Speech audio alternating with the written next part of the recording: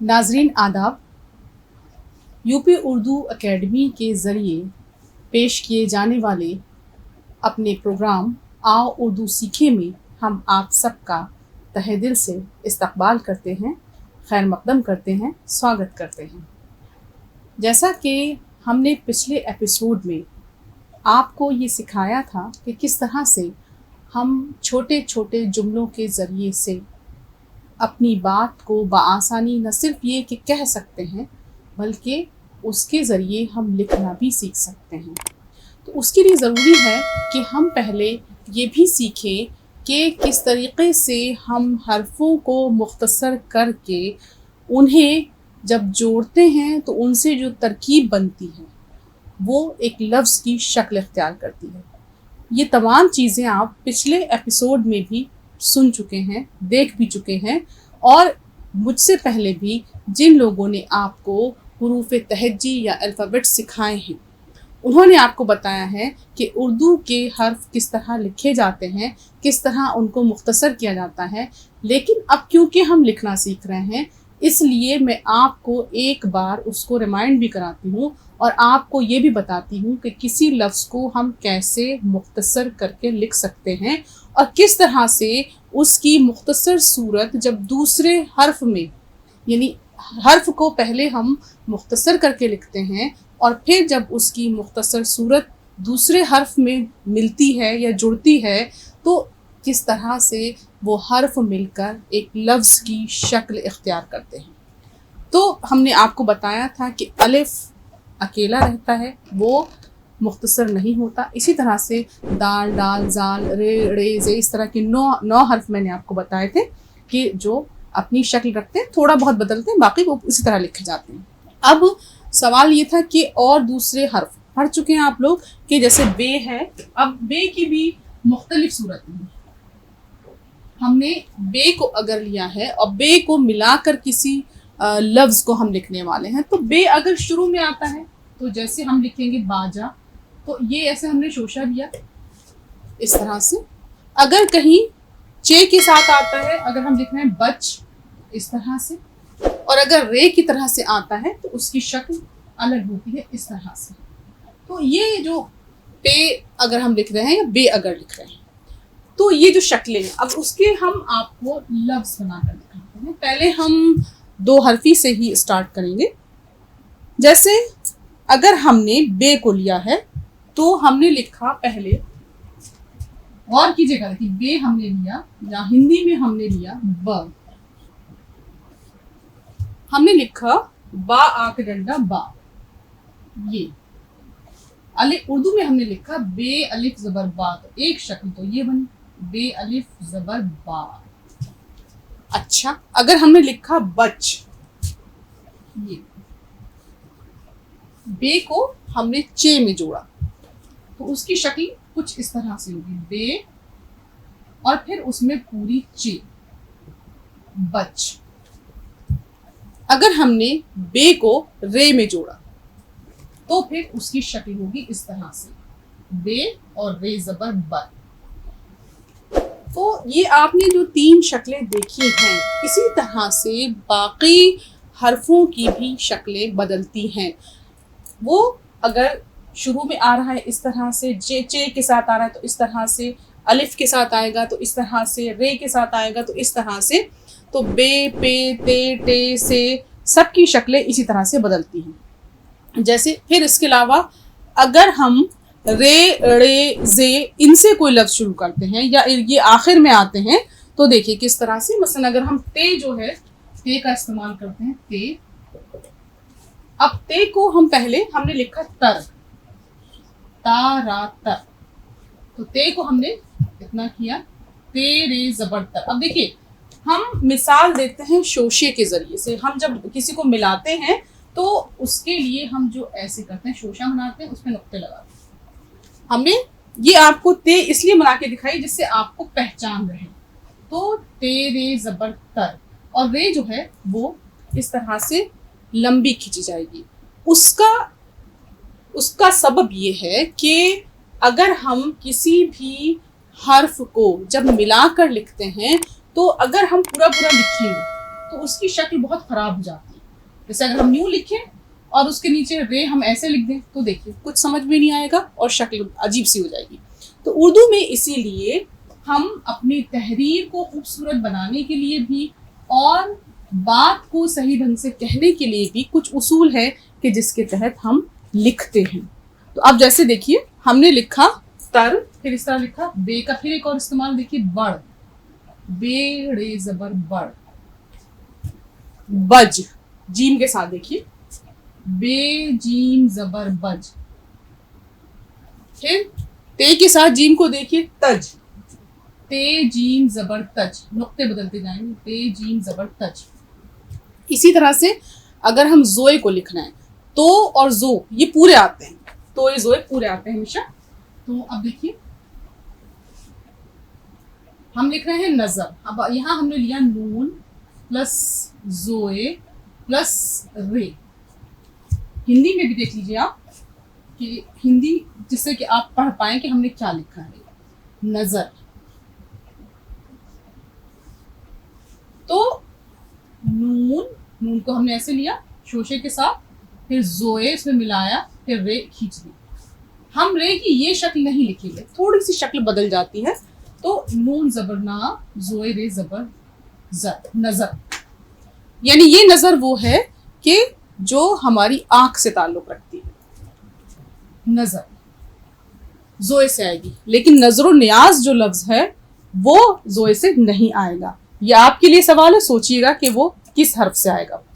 फिर इसी तरह से ये जो हर्फ जितने भी मैं आपको बता रही हूँ, अगर ये आखिर में आते हैं, मसलन हमने लिखना है बे के साथ कोई लफ्ज लिखना है, जीम प्लस बे, हमने लिखा जब, तो आखिर में जब हर्फ आते हैं तो ज्यादातर पूरे आते हैं। देखिए जीम बे जबर जब, ये है जब, जामा जब हिंदी में, और उर्दू में जीम बे जबर जब। इसी तरह से कोई और भी हर्फ आएगा तो वो पूरा ही आता है। जैसे काफ हमने लिखा मुश्क, मुश्क कहते हैं खुशबू को, मीम फिर उसमें शीन ले गए और फिर काफ, मुश्क। अब इसमें कितने हर्फ आए, मीम प्लस शीन प्लस काफ। तो अब देखिए काफ इसमें पूरा आ रहा है। तो हर्फ जब आखिर में आते हैं तो पूरे आते हैं। मसलन अगर हम लिख रहे हैं दुम या उड़, दाल मीम पेश दुम, मीम यहाँ शॉर्ट नहीं हुआ क्योंकि आखिर में आ रहा है। इसी तरह से अलिफ रे पेश उड़, रे और अलिफ तो वैसे भी पूरे लिखे जाते हैं। फिर इस तरह से डोल, दाल वाओ, दाल वाओ जबर डो, लाम साकिन डोल। यहाँ देखिए कि लाम जो है वो पूरा आ रहा है। तो इस तरह से हर्फ जब किसी भी दूसरे हर्फ के साथ मिलता है तो उसकी शक्ल लिटिल बिट कहीं ना कहीं चेंज होती है, बदलती है। आपको ख्याल ये रखना है कि आप ध्यान दें कि हर्फ कहाँ पर किस जगह पर मिल रहा है। अगर शुरू में मिलेगा, जैसे अब जीम है तो देखिए जीम की शक्ल ये है शुरू में। जीम अगर बीच में आ रहा है, मैंने आपको एक लफ्ज पहले भी बताया था अजब, अगर हम लिख रहे हैं, ये देखिए एन पहले आई, फिर जीम बीच में आया, फिर बे, तो ये देखिए इसकी शक्ल अजब। जीम लेकिन अगर आखिर में आ रहा है तो देखिए बज, बे जीम जबर बज। तो ये इस तरह से हर हर्फ जो है वो जब दूसरे हर्फ के साथ मिलता है तो उसकी शक्ल चेंज होती है। अगर चेंज नहीं होगी तो हम उसको समझ नहीं पाएंगे। फिर इसी तरह से आप देखिए कि तोय जोए मैंने आपको बता दिया, और फिर ऐसे ही अगर तोय जो है वो किसी हर्फ के आखिर में आ रहा है तब भी पूरा आएगा। आप ये देखिएगा, जोए की मिसाल मैंने आपको दी। जैसे हम लिख रहे हैं बत, बे प्लस तोय, बत, तो देखिए बे को हम मुख्तसर कर देंगे बे, और ये आया तोय, बत, बे तोय जबर बत।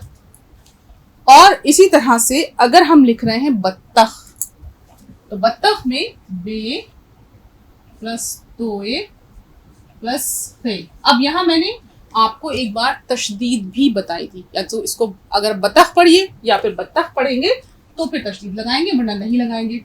तो अब देखिए यहाँ पे हम लिखेंगे बे को हमने शॉर्ट किया तो ये पूरा आएगा, और खे की शक्ल देखिए, खे क्योंकि लास्ट में आ रही है तो इसलिए पूरी आएगी।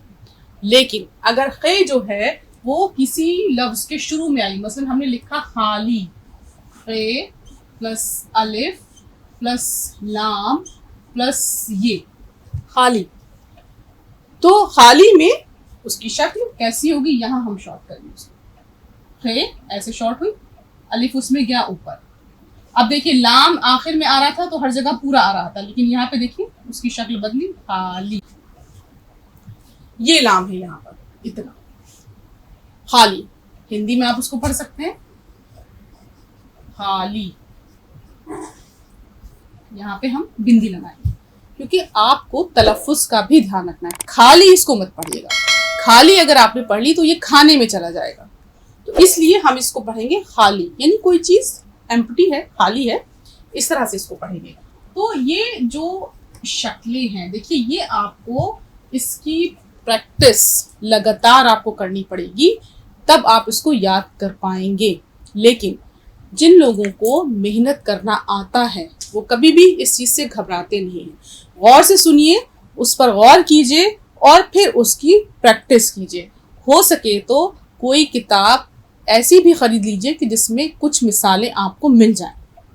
अच्छा, इसी तरह से ऐन और गैन की शक्लें देखिए, ये आपने हर्फ पढ़े होंगे ऐन और गैन, इनसे किस तरह से हर्फ बनते हैं। हम लोग एक तो गैन का तलफ़ुज़ भी ज़रूर रखिएगा ध्यान में, क्योंकि बहुत सी चीज़ें जो हैं हम गड़बड़ करते हैं अगर तलफ़ुज़ ठीक नहीं है।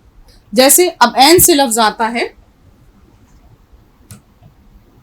औरत, हमने लिखा ऐन, इसको शॉर्ट किया, इसमें वाव मिलाया, ये ऐन बहुत ज़बर और रेते ज़बर औरत। अब देखिए यहाँ ये शुरू में आ रहा है औरत, यानी हिंदी में है औरत। ये यहाँ देखिए ऐन जो है वो शुरू में आया तो इसकी शक्ल कैसी है। अब ऐन अगर बीच में आ रहा है, बीच में किस तरह से आएगा, जैसे हम लिखते हैं जमा, हमने कहा ये चीज हमने जमा कर दी है, तो अब इसमें जमा में जीम प्लस मीम प्लस ऐन, जमा। एक शक्ल तो ये हुई कि शुरू में आया, दूसरी शक्ल हुई कि अब आखिर में आएगा ऐन, तो जीम को शॉर्ट किया, फिर मीम लिया, फिर ऐन ऐसे लिखी। और ऐन और काफ के शोशे में फ़र्क होता है, ये मैं अभी आपको बताऊंगी। पहले बीच में किस तरह से आता है, हमने लिखा तबीयत, तोए बे ये ऐन ते, तबीयत। अब देखिए शोशे का ख्याल रखना है, तो पूरा रहा, बे का एक शोशा आया, ये का शोशा आया, ऐन इस तरह से आई, फिर ते आया, तबीयत। तो इस तरह से तीन सूरतें कि कैसे लिखी जाती है ऐन। अब एक और हमारे पास हर्फ है, वो है गैन। गैन की भी कई इसी तरह से शक्लें होती हैं। मसलन अगर हम लिख रहे हैं गालिब, मेहरबानी करके उसको गालिब कभी मत कहिएगा, या हम लिख रहे हैं गजल, तो वो गजल नहीं होता है, गजल होता है, तो हमने लिखा गालिब, गालिब। अब गैन की शुरू की शक्ल गालिब, ये इसी तरह गजल में देखिए शुरू में आती है गजल, हर्फ आपको मालूम ही है, गैन प्लस जे प्लस लाम। अब देखिए लाम यहाँ पूरा आ रहा है, बे पूरा आ रहा है, तो हर्फ आखिर में आते हैं तो तकरीबन पूरे ही आते हैं। अब ये है कि बीच में अगर कहीं गैन आ रही तो किस तरह से उसको लिखेंगे, उसकी मिसाल देखिए गैन की, कि हमने लिखा बालिग, बल्कि चलिए पहले लास्ट वाली देख लेते हैं, बे प्लस अलिफ प्लस लाम प्लस गैन, बालिग यानी एडल्ट। अब देखिए बे अलिफ जबर बा, लाम गैन जबर, लाम गैन ज़ेर लिग, बालिग। तो यहाँ देखिए पूरी गैन आई। एक चीज और जो आपको ध्यान रखनी है वो ये है कि आपको जिस वक्त ऐन या गैन का शोशा बनाना है तो वो काफ और फे के शोशे से अलग होता है। ये देखिए फे और काफ का शोशा जब हम कहीं लगाते हैं तो उसकी शक्ल अलग होती है और ऐन गैन के शोशे की शक्ल अलग होती है। इसकी मिसाल मैं आपको समझा रही हूँ कि किस तरह से। जैसे अगर हमने लिखा ताकत,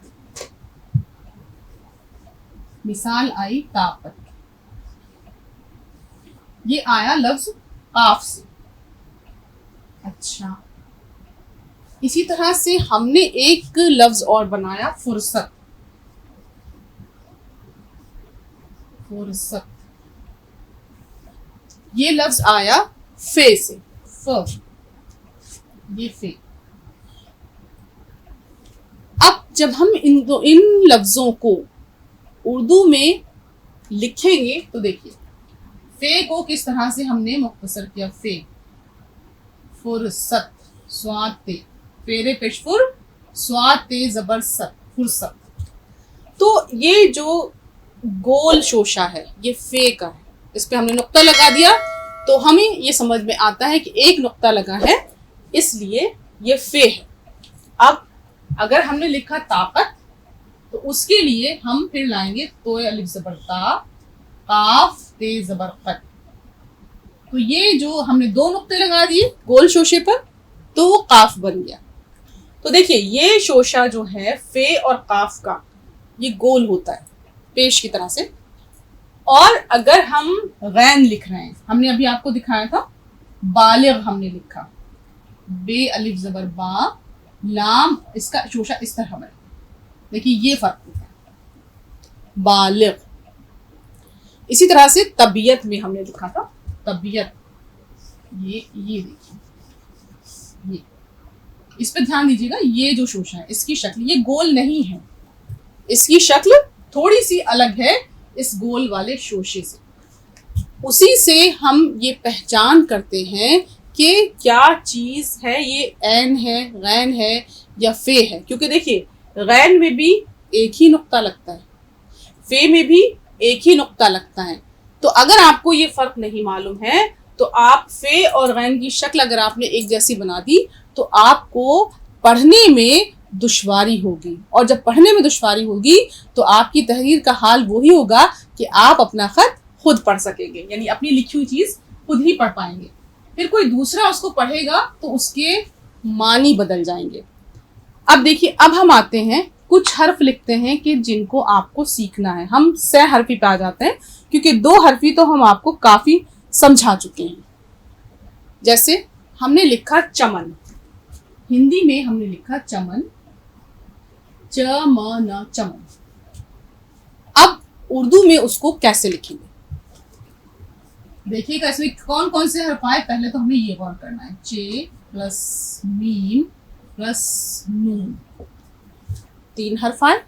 अब इन 3 हर्फों को मिलाकर सह हरफी कहते हैं, 3 हर्फों को, यानी 3 अल्फाबेट्स। इन 3 हर्फों को मिलाकर हमें एक लफ्ज बनाना है चमन। तो हमने देखिए इसको हम मुख्तसर करेंगे, इसको करेंगे और नून पूरा रहेगा। चे प्लस मीम प्लस नून। देखिए लिखिएगा आराम से कि जिससे आपकी हैंडराइटिंग साफ नजर आए, चमन। इसी तरह से महल, देखिएगा किस तरह से हरफों की शक्ल बदल रही है। महल, महल में हमने गौर किया मीम आई, मीम प्लस हे प्लस लाम, महल। देखिए यहाँ नून आखिर में आ रहा है तो पूरा आया, इसी तरह से लाम आखिर में आएगा तो पूरा आएगा। तो महल में मीम को हमने छोटा सा लिया सिंबल उसका, हे को जोड़ा और फिर लाम पूरा आ गया, महल। ये आपका महल हो गया। इसी तरह से अगर हम लिख रहे हैं पकड़, अब देखिए यहाँ रे किस तरह बदलती है। अभी देखिएगा कि रे किस तरह से मुख्तसर होती है। अव्वल तो ये कि रे जो है मुख्तसर होती नहीं। अब आप ये कहेंगे बिल्कुल सही बात है। तो हमने लिखा पकड़, पकड़। अब देखिए यहाँ पे प्लस काफ प्लस रे। अब कैसे काफ को कैसे मिलाएंगे, पे और काफ को, और रे कैसे आएगी। पे को हमने छोटा सा शोशा लिया पे का, काफ को हमने फिर छोटा किया ऐसे और रे उसमें नीचे गया, पकड़। अब देखिए ये लफ्ज किस तरह से बन गया, ये 3 हरफों से मिलकर लफ्ज बना। इसी तरह से अगर हम लिख रहे हैं सड़क,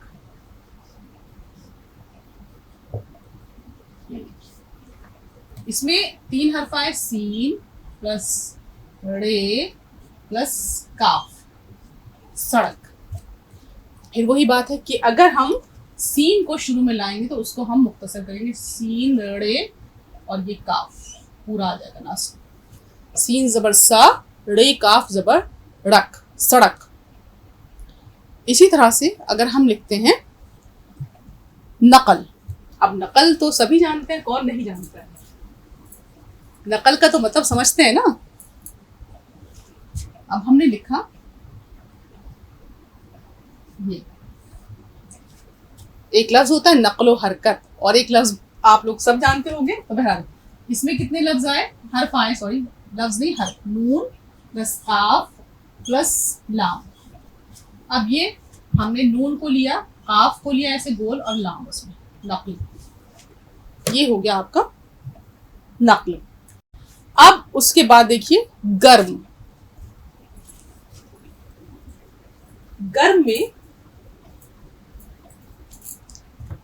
गाफ, रे और मीम हमने हिंदी में लिखा। लोग इसको आम तौर से, इसका जो तलफ़ुज़ लोगों के जहन में है वो है गरम, मैंने उसी तरह से लिखा है, लेकिन सही जो लफ्ज़ है वो है गर्म।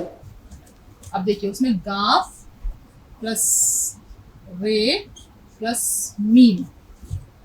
अब गाफ को हमने किस तरह से मुख्तसर किया, तो देखिए गाफ रे मीम, गर्म, नर्म। इसी तरह से अब लिखते हैं, आमतौर से हम लोग नरम बोल देते हैं उसको, ये शक्ल उसकी ये लिखी होती है ज़्यादातर।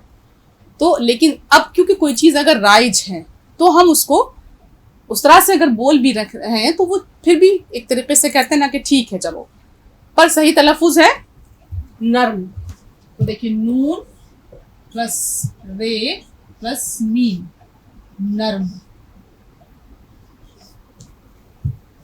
तो ये सहरफी लफ्ज हैं। इसी तरह से कलम, अब कलम आपको जरूर आना चाहिए भाई, क्योंकि कलम के बगैर तो जिंदगी नहीं चलती। कलम, अब देखिए यहाँ पे वो शोशा भी आ जाएगा जो गैन से अलग है। कलम, तलफ़ुज़ ठीक रहना चाहिए। तो यहाँ कितने हर्फ आए, काफ प्लस लाम प्लस मीम, कलम। अब देखिए इसमें काफ को हमने उसका गोल ये सिंबल लिया, लाम ले गए और फिर मीम ले गया, कलम। यहाँ आप देखिए मीम पूरा है लेकिन किस तरह से जुड़ा है, ये देखने वाली बात। देखिए फिर से देखिए, काफ लाम प्लस मीम, कलम। शक्ल थोड़ी सी बदली है। इसी तरह से जब हे की शक्ल में हम कुछ लिखते हैं, हे से कुछ लिखते हैं, जैसे महक, या हम लिखते हैं कहा, तो हे की भी कई शक्लें होती हैं, वो हम आपको फिर जैसे जैसे आगे बढ़ेंगे वो समझाएंगे। अब हम एक दो जुमले लिखते हैं छोटे छोटे। अब आपने सीख लिए कई सहरफी जो है लफ्ज़ भी सीख लिए जो 3 अल्फ़ाबेट से मिलकर बने, कई 2 हरफी भी सीख लिए जो 2 अल्फ़ाबेट से मिलकर बने हैं। तो उसमें अब हम जुमले लिखेंगे छोटे छोटे। जैसे हमने कहा कौन रोया, हमने कहा कौन रोया, ये एक छोटा सा जुमला है, इसमें 2 लफ्ज़ आए हैं सिर्फ। अब हमने सोचा काफ को कैसे शॉर्ट करें, काफ, काफ लिया हमने, फिर वाव लिया, उसमें काफ वाव ज़बर कौ, नून साकिन कौन, रे वाव ज़बर रो, ये अलिफ ज़बर या, रोया। अब देखिए काफ को किस तरह से मुख्तसर किया है, फिर वाव को कैसे उसमें मिलाया, नून पूरा है क्योंकि आखिर में है, और रोया में रे और वाव मैं पहले भी बता चुकी हूँ कि कुछ हर्फ ऐसे होते हैं जो सिंगल रहते हैं, वो मुख्तसर नहीं होते, उनकी शक्ल एज इट इज़ रहती है, रोया। फिर उसके बाद देखिए अलिफ उसी तरह से है, तो रे वाव ज़बर रो, अब ये की शक्ल बदली, उसका सिंबल आया और उसके नुक्ते आए। तो आपको गौर ये करना है कि किस तरह से हम हरफों को मिला रहे हैं। कौन रोया, फिर हमने लिखा एक हर्फ, किसने शरबत पिया। अब देखिए किसने,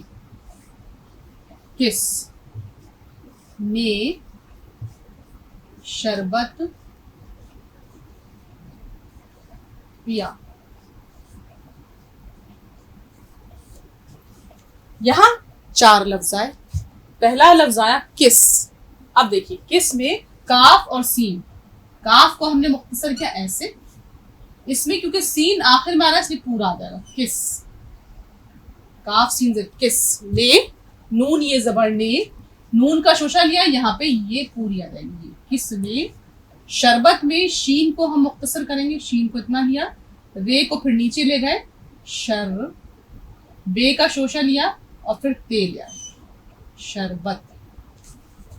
शीन रे जबर शर, बे ते जबर बत, शरबत। अब उसके बाद पिया, पे, फिर ये का शोशा लिया, फिर अलिफ ऊपर लिया, पे के हमने 3 नुक्ते लगाए, ये के 2 नुक्ते लगाए।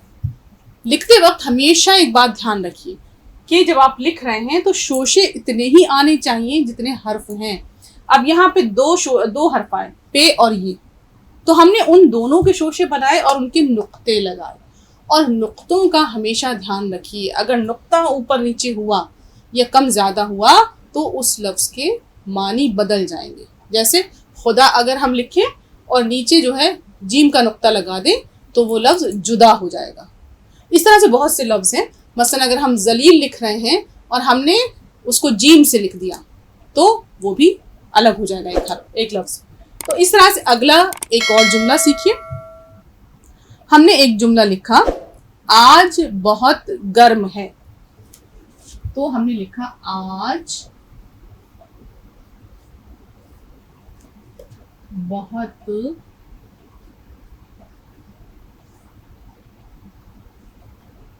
गर्म या गरम है। ठीक, हम दोनों तरह से बोलते हैं, हम लोग इसके आदी हो चुके हैं। तो अब हम कहेंगे आज, अलिफ मज़बरा जीम, आज बहुत। देखिए हे की शक्ल पे गौर कीजिएगा, अगले एपिसोड में उसकी वजाहत होगी। आज बहुत गर्म है। ठीक, अब ये तो फिर बात हुई कुछ उर्दू सीखने की, लेकिन अब बात आती है कि क्यों ना किसी गज़ल के ज़रिए से भी कुछ लफ्ज़ सीखे जाएं। तो आपने एक बहुत मशहूर गज़ल सुनी होगी मीर तक़ी मीर की, और ये गाई गई थी फिल्म बाज़ार में। ये गज़ल थी, दिखाई दिए यूं कि बेखुद किया हमें आपसे भी जुदा कर चले, दिखाई दिए यूं जबी सजदा करते ही करते गई हक़े बंदगी हम अदा कर चले, दिखाई दिए यूं परस्तिश किया तक कि ऐ बुत तुझे नजर में सबों की खुदा कर चले, दिखाई दिए यूं बहुत आरज़ू थी गली की तेरी सोया से लहू में नहा कर चले, दिखाई दिए यूं। अब देखिए इन 4 अशार में 4-5 लफ्ज आए हैं जो आपको याद रखने हैं। गजल आप दोबारा सुनिएगा, ये आपकी वोकैबुलरी में इजाफे के लिए है। जैसे पहला लफ्ज आया बेखुद, बेखुद, और उसके बाद दूसरा लफ्ज आया बेखुद कहते हैं, चलिए मैं आपको सिर्फ मानी बता देती हूँ। बेखुद कहते हैं बेहोश होना या मदहोश होना। फिर दूसरा लफ्ज आया जबी, यानी आपका माथा, माथे को कहा जाता है। हक़े बंदगी, हक़ कहते हैं अधिकार को। फिर बंदगी, इबादत, गुलामी, सलामी, परस्तिश, इबादत, फिर इसके अलावा एक और लफ्ज आया, बहुत आरजू थी। आरजू कहते हैं ख्वाहिश को। और उसके बाद एक और लफ्ज आया लहू। लहू के मानी होते हैं खून के। अब इन हर लफ्जों पर गौर कीजिएगा और फिर आपका जो भी तासुर हो उसे हमें कमेंट बॉक्स में ज़रूर बताइएगा। और हमारे चैनल को लाइक और सब्सक्राइब करना मत भूलिएगा, क्योंकि आपके होने से हम हैं। और अगर आप हमारे प्रोग्राम को देख रहे हैं, सुन रहे हैं, तो यही हमारी कामयाबी की दलील है। आप सबका बेहद शुक्रिया।